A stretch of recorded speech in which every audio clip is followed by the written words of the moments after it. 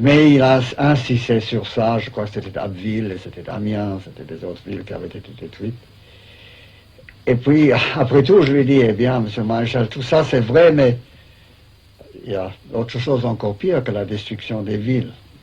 Il a répondu ça, vous pouvez le dire comme anglais, parce que vous n'avez jamais eu ça chez vous. Je lui ai répondu, eh bien, peut-être nous l'aurons cette fois-ci. Le lendemain, Churchill et Eden vont repartir pour Londres, convaincus que le maréchal Pétain est décidé à abandonner le combat et qu'il attend son heure. Le matin prochain, quand nous étions sur le perron, Churchill et moi et Renaud, et Renaud nous parlait de ses difficultés avec Pétain. À ce moment-là, Pétain s'approchait du perron. Et puis, Renaud nous a dit, je me souviens bien, il a dit, il a bonne mine ce matin, il faut qu'il y ait des nouvelles néfastes. Le 14 juin à l'aube, les Allemands entrent dans Paris. Paris, ville ouverte. Paris, vide.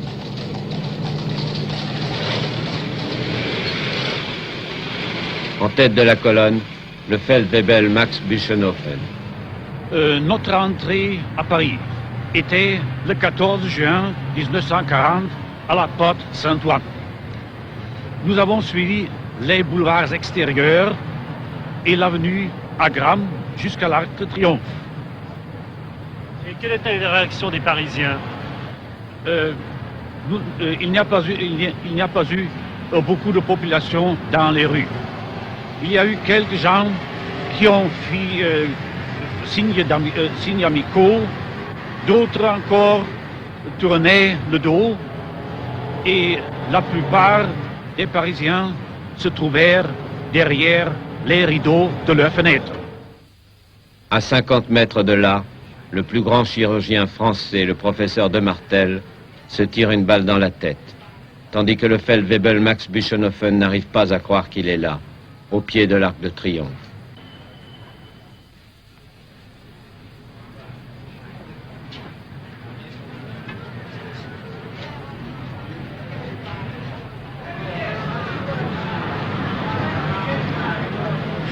Du haut de la tour Eiffel, ils contemplent Paris à leurs pieds.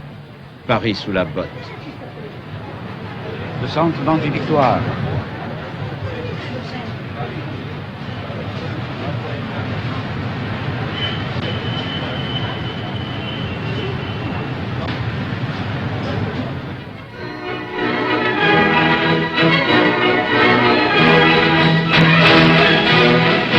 Generaloberst von Bock und General der Artillerie von Küchler nehmen im Vorbeimarsch ihre Truppen ab. Der Arc de Triomphe. Place de la Concorde. Im Hintergrund rechts das Marineministerium. Der Invalidendom, in dem Napoleon I. beigesetzt ist. Paris ist in deutscher Hand. Oui, Paris est aux mains des Allemands. Après les troupes d'assaut correctes, fraîches et joyeuses qui défilent aux Champs-Élysées, arriveront les SS et la Gestapo, qui s'installeront demain avenue Foch.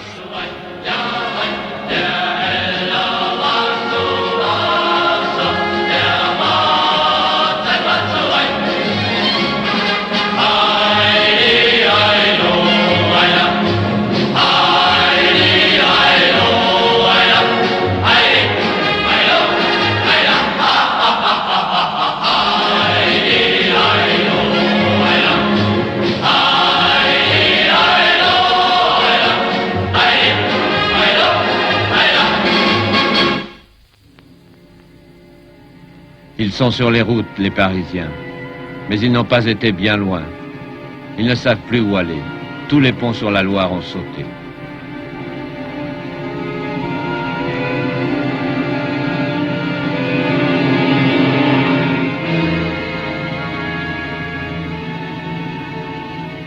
Alors affamés, épuisés, désespérés, ils se sont couchés dans les fossés. Et ils regardent passer les vainqueurs. Ces hommes venus d'un autre monde, d'une autre époque, ces soldats jeunes, grands et blonds, qui défilent le col ouvert, et toujours ce bruit de bottes.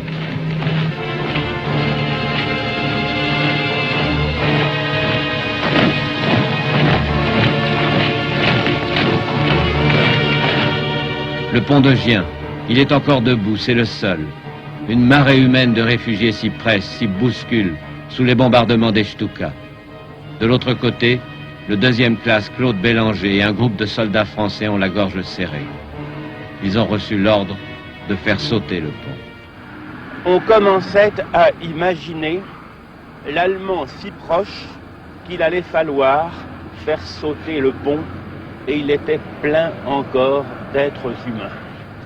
Et finalement, alors que dans cette foule, les bruits les plus extraordinaires venaient, s'enflaient, il a fallu décider le moment suprême. Le pont a sauté.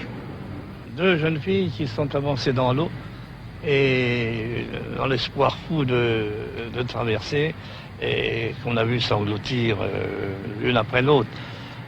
On a vu des femmes devenues folles complètement et qui ont voulu se tuer, se suicider, et qui ont même tenté de tuer les gens qui se trouvaient autour d'eux.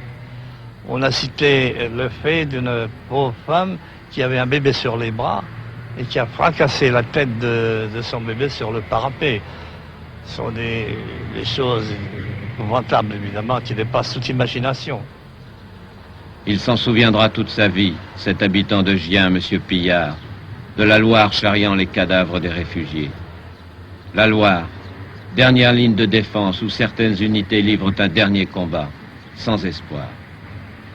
Comme les élèves officiers de l'école de cavalerie de Saumur, comme l'aspirant Cresteil. Pourquoi est-ce que vous vous êtes battu ici? Eh bien, je vous répondrai très simplement, parce que nous en avons reçu l'ordre. L'ordre de qui? Du colonel Michon, qui était le commandant de l'école, et une figure qui vaut la peine d'être décrite. Il nous avait fait visiter à tour de rôle le musée de l'école, où sont réunies des reliques assez exceptionnelles, et à la fin de cette visite, il nous avait dit que lorsque nous aurions reçu nos galons à l'école, il est vraisemblable que nous serions affectés à des unités avec des missions de sacrifice. Vous acceptiez ce sacrifice? Absolument. Je crois qu'à l'époque, et dans cette génération de garçons de 18 à 22 ans, dont je rappelle la formation qui était pour la plupart estudiantine, la question ne se posait même pas. Ils sont 800 cadets de Saumur. Ils n'ont pas d'artillerie, pas d'aviation. Mais ils arrêtent les blindés allemands sur un front de 40 km. François de Lagrange était aspirant. Il avait 20 ans. Vous pensiez que vous alliez mourir? Je ne sais même pas si on s'est posé la question. Oui, peut-être, bien sûr. Enfin, au fond, ce qu'on voulait, je crois, c'était avant tout sauver l'honneur. Et vous ne croyez pas que ce sacrifice des cadets de Saumur a été quand même un sacrifice inutile? Inutile, je ne le crois pas, finalement. Inutile sur le plan de la stratégie, de la guerre, bien entendu. D'ailleurs, le sous-préfet et le maire avaient demandé au colonel Michon de déclarer Saumur ville ouverte, en disant qu'il était absolument grotesque de faire bombarder la ville par l'artillerie allemande, alors que notre combat était désespéré et ne servait strictement à rien. Nous avons retardé l'ennemi, quoi? On l'a retardé 3 jours, 4 jours, avec des moyens dérisoires. Là, il y a peut-être effectivement un exploit sur le plan, technique, si j'ose dire. Mais de toute façon, je crois que le sacrifice de mes camarades qui sont morts n'aura pas été inutile, tout simplement parce qu'ils avaient une certaine idée de la France, et que je crois que ceux qui ont survécu à cette bataille et leurs enfants ont finalement conservé cette idée de la France. Oui, ce n'était qu'un baroud d'honneur. Il n'y a plus d'armée française. 1 450 000 hommes ont été faits prisonniers. 100 000 ont été tués. 250 000 blessés. Oui, les Français se sont battus. En un mois, ils ont perdu relativement plus d'hommes qu'au pire moment de 14-18. Non, ils n'ont pas mérité cela.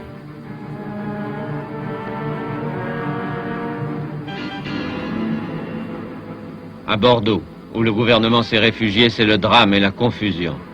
Le président de la République, le gouvernement, les députés, les ministres campent à la mairie, à la préfecture, dans les hôtels.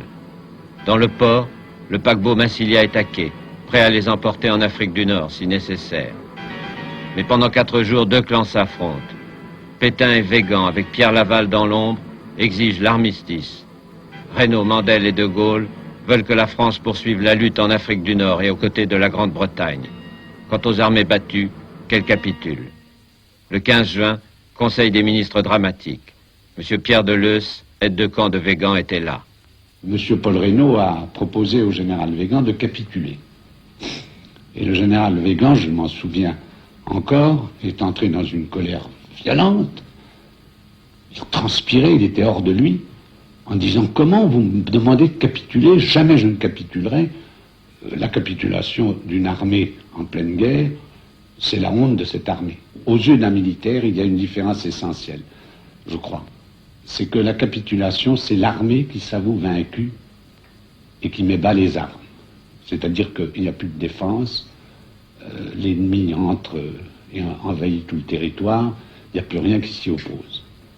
L'armistice, c'est le gouvernement qui prend la responsabilité, non pas de mettre bas les armes, mais de cesser les hostilités sous certaines conditions.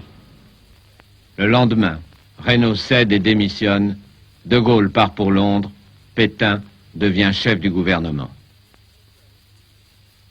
Français, je fais à la France le don de ma personne pour atténuer son malheur.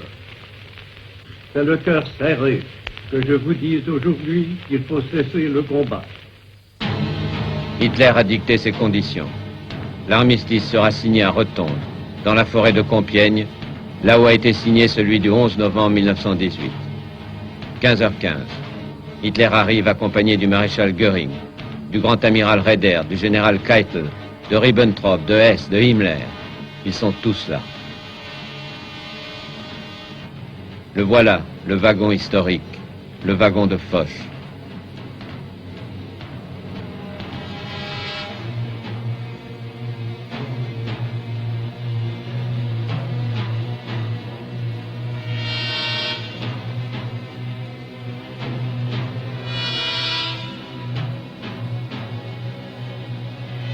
« 15h30. Arrivent les parlementaires français. Le général Hunziger, le général d'aviation Bergeret, l'amiral Leluc et l'ambassadeur Léon Noël. Ils viennent de Paris. Pour eux, c'est une surprise. Les Allemands ne leur ont pas dit où ils les conduisaient.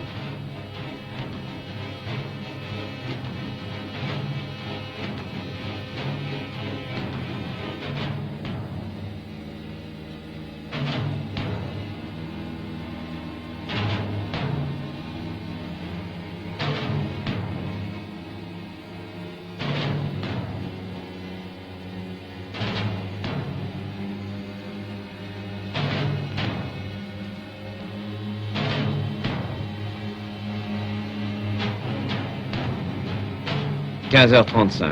Sans dire un mot, Hitler fait un signe au général Keitel qui lit une déclaration préliminaire sur un ton sec et brutal. La délégation française a été convoquée ici pour effacer l'humiliation du traité de Versailles et pour réparer l'injustice faite au peuple allemand. 15h40. Hitler tend le texte des conditions d'armistice aux Français, puis il se lève et s'en va. Il n'a pas prononcé une parole. En fait, il est très satisfait d'accorder un armistice à la France. 2 jours plus tôt, il a expliqué à Mussolini qu'il préférait traiter avec un gouvernement français légal, qu'il serait plus facile de faire exécuter les décisions allemandes par des fonctionnaires français. Aussi, il s'est montré apparemment conciliant, mais c'est à prendre ou à laisser. La France sera séparée en 2 zones, une zone occupée au nord, une zone libre au sud. Hitler n'a pas réclamé la flotte française. Il exige simplement qu'elle soit désarmée dans les ports français. 15h45. Les Français vont prendre connaissance du diktat d'Hitler. Une clause est inacceptable.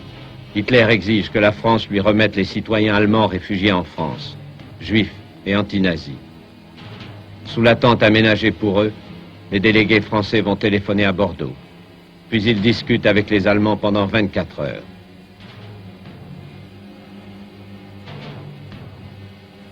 Mais le lendemain, le général Keitel leur a donné un ultimatum. Vous avez 1 heure pour signer.